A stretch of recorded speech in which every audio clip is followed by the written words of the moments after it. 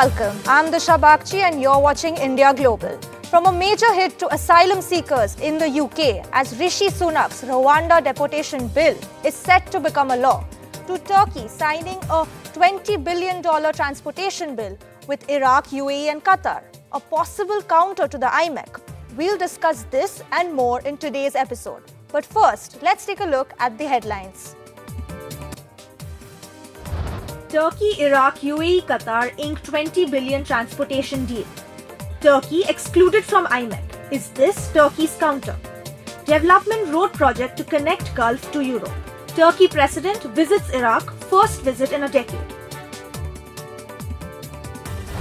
Australia PM hits out at Musk over X. War of words over graphic content on X. Albanese calls Musk arrogant billionaire. UK passes controversial Rwanda bill. Bill to send asylum seekers to Rwanda. PM Rishi Sunak promises summer Rwanda flights. 10 dead in Malaysia helicopter accident. 2 Malaysian Navy choppers collide mid-air. Navy assures probe into accident. In a major hit to asylum seekers in UK, which could set a precedent for migrant policies across the world, Rishi Sunak's Rwanda Deportation Bill is set to become a law after opposition and cross-bench peers backed down on Monday night, paving the way for legal battles over the potential removal of dozens of people seeking asylum. After a marathon battle of ping-pong over the key legislation between the Commons and the Lords, the bill finally passed when opposition and cross-bench peers gave way on Monday night. For the first time, UK PM Rishi Sunak set out the extensive preparations that have already been made to get the first planes in the air within 10 to 12 weeks, in what he said was one of the most complex operational endeavours the UK Home Office has carried out. The bill is expected to be granted royal assent on Tuesday and will cost £1.8 million for each of the first 300 deportees, the National Audit Office has confirmed. Meanwhile, yet another incident has taken place where 5 people have died in an attempt to cross the channel in a small boat from France. 3 men, women and a child reported dead on the vessel said to have been carrying more than 110 people. My colleague Vishal brings us all the details in this report. But we are ready. Plans are in place. And these flights will go come what may. No foreign court will stop us from getting flights off. Rwanda is ready too. And I'd like to thank the government of Rwanda for their work in strengthening their asylum system, passing legislation and setting up a new appeals tribunal. The UK government intends to send some asylum seekers to Rwanda, which is a small East African nation. It has laid out plans in the Rwanda bill, which is now set to become a law. Let's take a look at what this bill actually is. The bill says that anyone entering the UK illegally after January 1, 2022 could be sent to Rwanda. Asylum seekers will have their claims processed in the African nations. If successful, they could be granted refugee status and allowed to stay in Rwanda. If not, they could apply to settle in Rwanda on other grounds or seek asylum in another safe country. Under this policy, no asylum seeker would be able to apply to return to the UK. Ministers have said that the plan would deter people from arriving in the UK on small boats. Now let's examine whether this is a major political win for UK Prime Minister Rishi Sunak.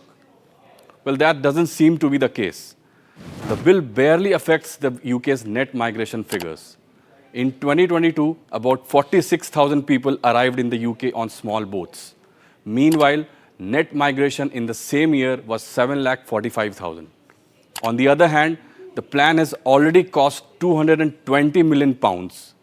Reports suggest that the figure could rise to £600 million when the first 300 people are sent to Rwanda.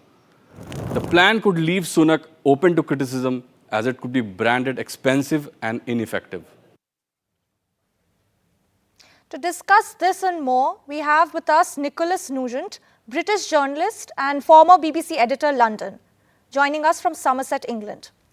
So, sir, my first question to you is, Sunak has been facing a lot of backlash from the UN as well as other rights bodies. So do you see this law setting a precedent for other countries across the globe and how they deal with illegal migrants?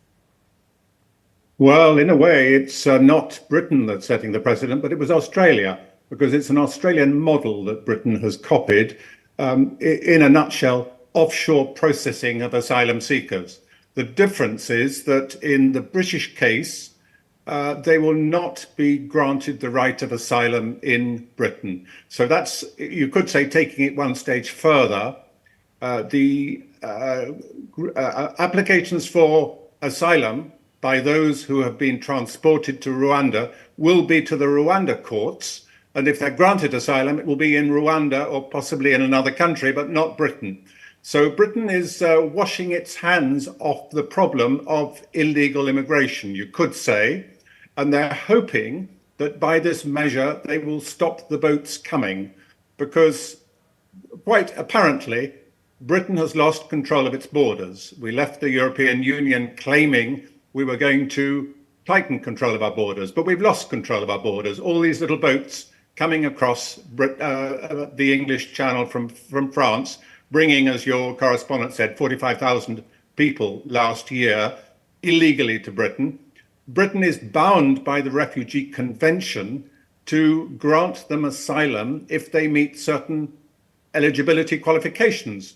But the Sunak government is saying, no, we don't want that anymore. It's a big problem for us. So we're going to export the problem and export the process of applying asylum to Rwanda. And in doing so, they hope they will stop the small boats coming. It worked in Australia. Will it work in Britain? It's a big question mark. It's a very, very controversial move, as you can see, because it appears to be renouncing our humanitarianism to offshoring the business of deciding who has a legitimate claim to asylum and who doesn't. So talking about this bill, it was finally is set to become a law after a lot of back and forth in the British Parliament. And many are seeing this as a political win for the Rishi Sunak administration. So how do you think this will impact the Conservative Party's chances in the upcoming polls? Well, I doubt it'll affect them very much because they're quite minimal already. The Conservative government in the opinion polls is way, way down by comparison with its main rival, the Labour Party. It's possible that they'll pick up some votes because of having finally dealt with this problem. But I think a lot depends on how successful the measure is. In other words, do the small boats stop coming? Because as you're reporting in the news today, or at least I saw on screen, boats have been coming over the English Channel this very day, and 5 people lost their lives in doing so. So, we have a big problem of illegal immigration. But beyond that, the government has a big problem of how to solve it and cure it. Now, it is perfectly possible that if in the next 2 or 3 months we see a reduction in the number of small boats, possibly even an ending of the small boats coming, then the Conservatives will pick up a bit of electoral benefit from that. But they're a long, long way behind. So it's not going to determine whether they form the next government. Let's put it like that. It's highly politicized, but it would take an enormous success to turn around the fortunes of the Conservative Party at this stage. I'd just like to ask you one last quick question. This bill is initially expected to cost the UK government about £1.8 million for the first 300 deportees. So what are some of the public attitudes towards this bill, given the fact that UK has also been suffering from high inflation? Well, I don't think that's the main point. I mean, yes, a lot of people will criticize the money they're spending and indeed the time they've spent trying to get this measure through, having to introduce a special measure into Parliament because the High Court or the Supreme Court rejected their earlier efforts to do so. So there can be a lot of criticism about the process itself. As for the finance, well, you can weigh the cost of moving illegal immigrants to Rwanda against the cost of sustaining them in Britain while their asylum applications are considered. So I don't think that's the key point, though it is a factor. You're quite right, the cost that this whole process is taking. I think the rigmarole, the amount of parliamentary time and such forth, these are much bigger factors. Right. Well, Mr. Nugent, thank you so much for joining us. So moving our attention to Southeast Asia, a chopper collision tragedy in Malaysia where 10 people have died when two Navy choppers collided with each other in mid-air. 10 people have lost their lives, including 7 men and 3 women. And all the casualties in this collision were people under the age of 40.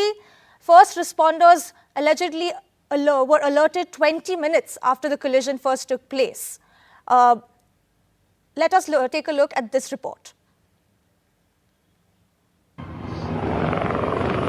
Preparations for a naval parade turned sour on Tuesday morning when 2 Navy helicopters from the naval base in Lumut in Malaysia crashed into each other. The horrific incident claimed the lives of all 10 crew members aboard.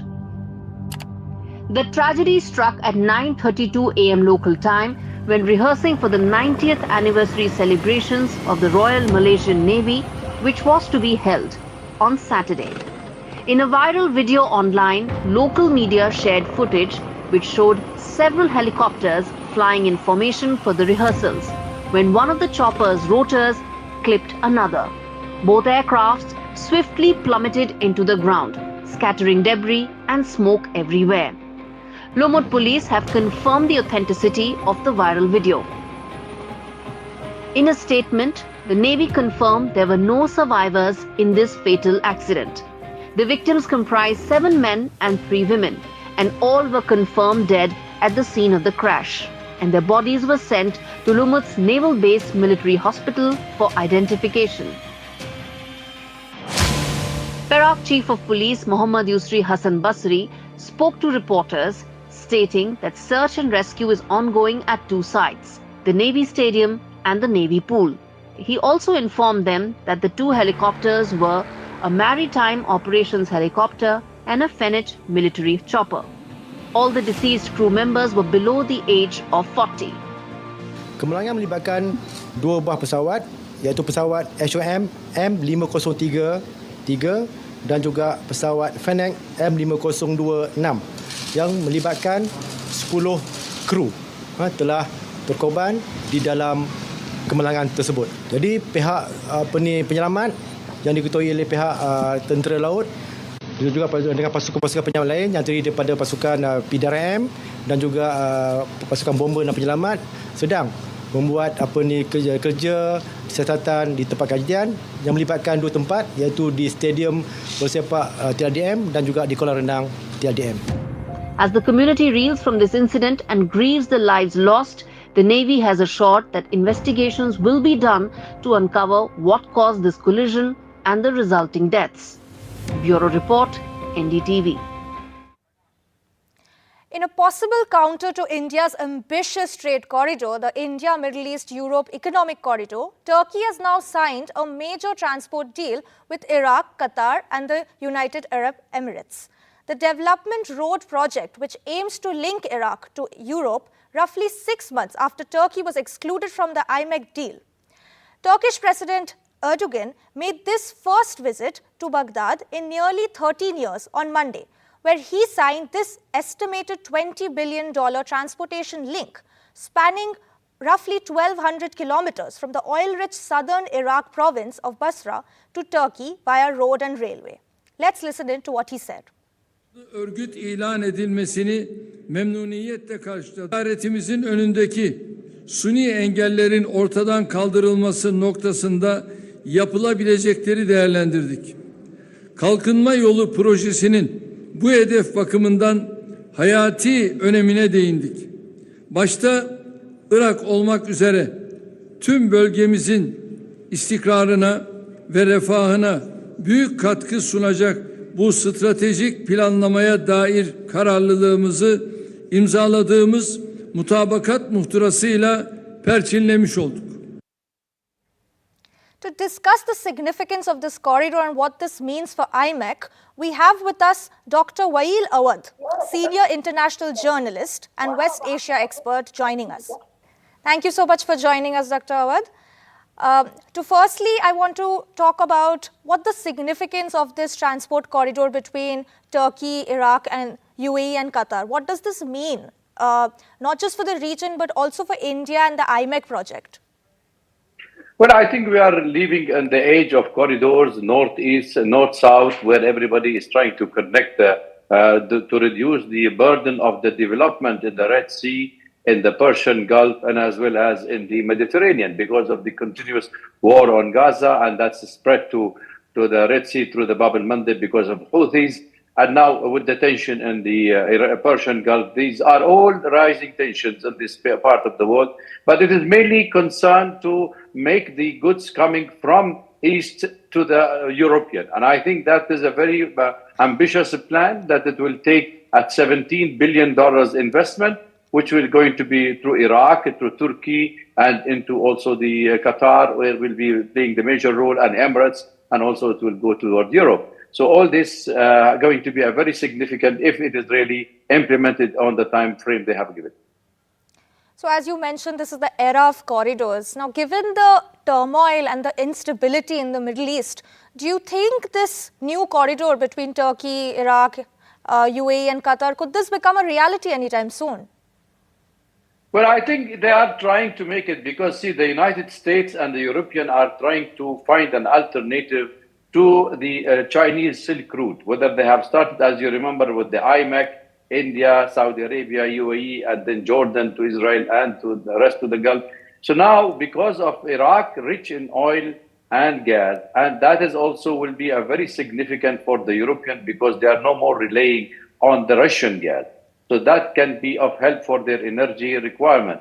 Having said that, I would say that all this have been done because also Turkey have been witnessing a reduction in the trade with Iraq. That, Turkey eyeing the lots of Iraqi part, like Kirkuk for them in the Kurdistan, Iraq, like Mosul. They think that these are two cities of Turkey, and the Turkish have been involved in lots of security activity and attacks and violation of the sovereignty of Iraq territory. So there are lots of complicated matters in this. But I think because of the pressure from the United States and also from Erdogan himself personally, where he is also facing loss at the elections, so there maybe his era is over, but I don't think that it will be much of a significant, because if this plan is already signed with the government, it will take place and it will take long time to implement. Right. So one last question. This was the Turkish president's first visit to Iraq in over a decade. And it also signified closer ties between Turkey and Iraq. So what do you think this means for the world? I think it means basically first in particular to Turkey. Turkey's main concern is terrorism, and the Kurdish parties, the Kurdistan People Party, which is PYK, which is they feel that these are attacking inside Turkey, and they have lots of activity in the northern part of Iraq. So Turkey have more than 12 military bases and security apparatus inside the territories. And in fact, Iraq have recorded more than 22,000 of violation by the Turkish since 2022 of their sovereignty and their space. So therefore, Turkey's main concern is the Kurdistan party, which they have already quite active in the northern eastern part of Syria, where also the Americans have been supporting them and giving shelter. So he's worried about the future of Turkey's stability at one place. But for the global trade, it is a very welcome development, because any development of a corridor which is good and bring prosperity for the region, and when there are more stakeholders involved, by the way, it makes more sense that there will be more stability and security. Without security and stability, no business can prosper in this part of the world. Well, thank you so much, Dr. Awwad, for joining us. So bringing our attention back to India, India was the 4th largest military spender in the world in 2023, with an expenditure of $83.6 billion to modernize a range of weapons and combat systems. This was revealed in the Stockholm International Peace Research Institute, SIPRI's latest report. India's military spending saw a 4.2% increase compared to 2022. The United States, China and Russia were the top 3 spenders according to this report. Globally, total military expenditure reached a whopping $2,443 billion in 2023, marking a 6.8% increase in 2022, given the rise in ongoing conflicts, rising tensions and global insecurity. My colleague Parmeshwar Bawa brings us this report. The world spent $2.4 trillion on military forces last year, the highest amount ever recorded by the Stockholm International Peace Research Institute. Now, SIPRI has been monitoring military expenditures since the year 1949 and found in its latest annual report that in 2023, they rose to 2.3% of the global GDP from 2.2% the year before. The findings of this report are baffling. This actually means that every man, woman and child on the planet was taxed an average of $306 for military spending last year, the highest rate since the Cold War. Also, the increased spending exactly matched the global rate of inflation of 6.8%, so it doesn't necessarily translate into greater military efficacy everywhere. But as SIPRI said, spending was not evenly spread out because world military expenditure is highly concentrated among a very small group of states. The United States remained the biggest spender, representing 37% of the world's military outlays. China came second with an estimated $296 billion.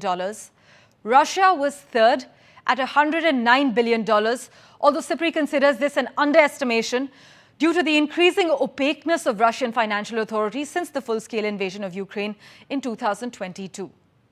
India ranked 4th globally in military expenditure in 2023, totaling $83.6 billion, marking a 4.2% increase from 2022 and a substantial 44% rise from the year 2014. Now, this report also says the surge in India's military spending was primarily due to escalating personnel and operation costs, comprising nearly 80% of the total military budget for 2023. It's likely SIPRI's report on military expenditures this year will once again find an increase in spending. In 2023, Israel's large-scale offensive in Gaza, the war and tensions in the wider region led to the highest annual growth in military spending the Middle East had seen in 10 years. Shifting our focus to the United States, where tensions continue to arise between pro-Palestinian protesters and campus faculty at several top US universities as protests on Israel's war on Gaza continue. The university protests, which began last week at Columbia University, where over 100 students were arrested and suspended for establishment of a Gaza solidarity encampment on campus, has quickly spread to other universities in New York City. New York police were called to NYU and Yale last evening to break up protests where dozens of students were arrested. Columbia University has since cancelled in-person classes and has issued classes remain hybrid until the spring semester to ensure the safety of its students. Since last week, at least 300 arrests have been made amid the protests at Columbia, Yale and NYU. The university led us to this situation, unfortunately, through bringing the police here.